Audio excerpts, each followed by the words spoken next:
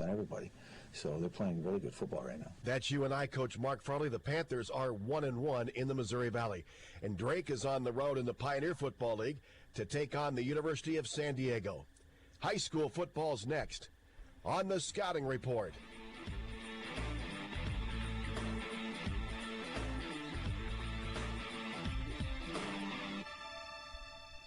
Who is a Beck's player with heart? Growing up on the farm, you got to get stuff done. I have to get the job done there. I love the team effort in football. It really couldn't be done by just a few people. You need every single person. Beck's is recognizing student athletes that are not just a star on the playing field, but a player that shows heart in school and in the ag industry. Nominate a player today. Go to brownfieldagnews.com and search Player with Heart.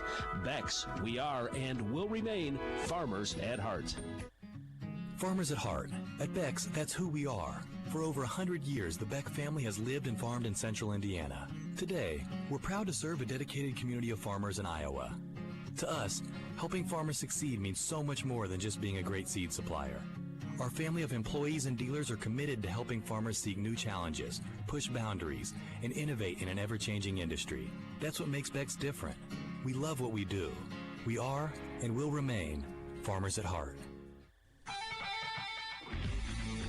The Scouting Report from Radio Iowa Sports. For Iowa's four smallest classes, this will be the final night of the high school football regular season as playoff bids and district titles are doled out. We begin in 8-player where the title in District 5 is up for grabs as third-ranked Easton Valley visits number 9 Lansing Key. Gary Detterman has a preview. Both teams are 7-0 and looking to capture a district title and the possibility of hosting playoff games. Tony Johnson's Riverhawks have been doing it on both sides of the ball, outscoring their opponents 391-62. And this evening's game is one the Riverhawks have been working toward for some time. Coach Johnson. We've been grinding, since early December last year to get to the point where we're at now. We've talked about it and all our goals were set. The first goal that we wanted to check the box on was being a district champion, and that's what's in front of us this week. We're playing a 7-0 Key High team who, we're 7-0 too. They're in the way, and then that's kind of the way we look at it. We want to win that district title, so it'll set things up for our playoff run and hopefully get a lot of home games. Gary Detterman for the Radio Iowa Scouting Report. Also an 8-player top-ranked Montezuma hosts Woodward Academy. It's number 2 Caminita on the road at Boyer Valley. For the largest 3 classes, there's 2 weeks remaining in the regular season. That includes 5A, where despite a brutal schedule, Waukee Northwest is still in the playoff hunt, heading into tonight's game against number 5 Ankeny. Wolves coach Corey Kopatich says it's a matter of coming together. Had some close losses early in the season, and I think it's just a matter of playing good competition week in and week out. And we knew eventually, we were doing things the right way. We knew eventually we kind of turned the tide. So now we've won 4 in a row, and it feels good to get some wins. Also in Class 5A, it's the battle for bragging rights in West Des Moines as third-ranked Valley takes on number 8 Dowling Catholic. Top-ranked Cedar Rapids Kennedy hosts Johnston. It's number 2 Southeast Polk at Ankeny Centennial. In Class 5A, there's a rated matchup as third-ranked Bondurant Farrar visits number 6 Indianola. Top-ranked North Scots at home against Fort Madison. Class 3A, there's several rated matchups. Number 2 West Delaware visits 7th-ranked Independence. It's 4th-ranked Solon visiting number 10 Grinnell. 5th-ranked Humboldt is at home against number 6 Nevada. This season, Beck's is recognizing student athletes that are not just a star in the playing field, but a player that shows heart in school, at work, through the community, and in the ag industry.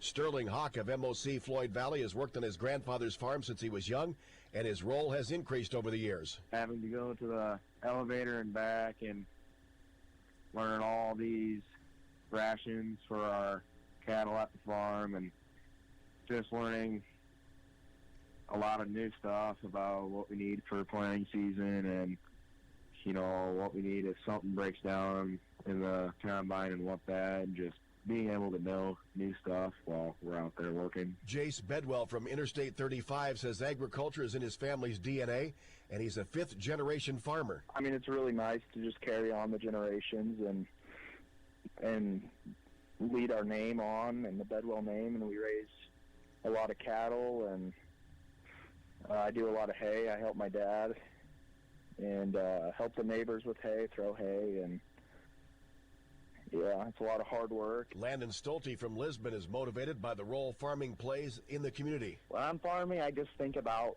supporting my community and that kind of thing, and feeding the world.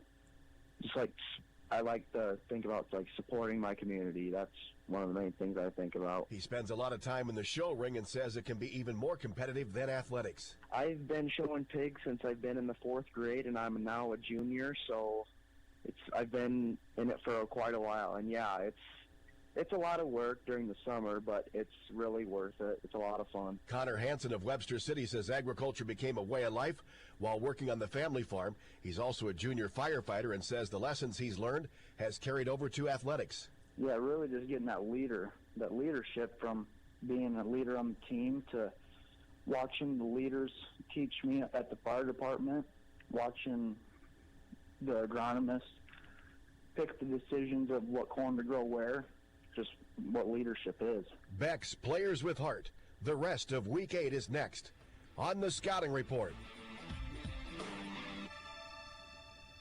This is Dawn Heatland, physical therapist at Hancock County Health System. Are you looking for a way to rehabilitate that nagging injury? Or maybe you need to reteach your body and mind to do the things you used to do with ease. Hancock County Health System physical, occupational, and speech therapy programs are here for you. For high school athletes to retirees, HCHS will guide you in minimizing your pain and maximizing your mobility. Hancock County Health System, your health, our care, a lasting partnership.